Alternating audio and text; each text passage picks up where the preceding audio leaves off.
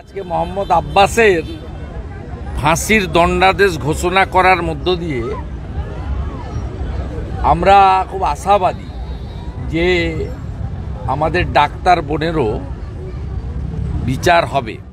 শিলিগুড়িতে নাবালিকাকে ধর্ষণ ও খুনের ঘটনায় অভিযুক্ত মোহাম্মদ আব্বাসকে মৃত্যুদণ্ডের সাজা শোনাল আদালত। 2023 সালের 22 আগস্ট স্কুল থেকে ফেরার পথে এক নাবালিকা ছাত্রী নিখোঁজ হয়ে যায়।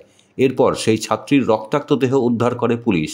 ময়নাতদন্তে পুলিশ জানতে পারে ছাত্রীটিকে প্রথমে ধর্ষণ, তারপর খুন করা হয়। এরপর এই ঘটনায় পুলিশ মোহাম্মদ আব্বাস নামের ব্যক্তিকে গ্রেফতার করে। বৃহস্পতিবার অভিযুক্ত মোহাম্মদ আব্বাসকে দোষী সাব্যস্ত করে আদালত। 7 সেপ্টেম্বর তাকে ফাঁসির সাজা শোনানো হয়। আজকে মোহাম্মদ আব্বাসের ফাঁসির দণ্ডাদেশ ঘোষণা করার মধ্য দিয়ে আমরা খুব আশাবাদী যে আমাদের ডাক্তার বোনেরও বিচার হবে। আমরা শুধু ধর্ষকদের, খুনিদের বিচার চাইছি না।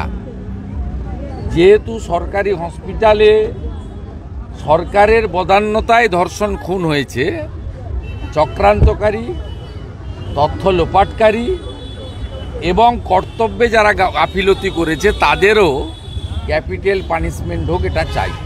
এই রাজ্যের শাসক দল তৃণমূল কংগ্রেস তারা কিছু লোক ঢুকিয়ে দিচ্ছেন, আজাদি আজাদি করছেন। এটা থেকে একটু সতর্ক থাকবে। ভারতবর্ষ আজাদি পেয়েছে 1947-এর 15ই আগস্ট।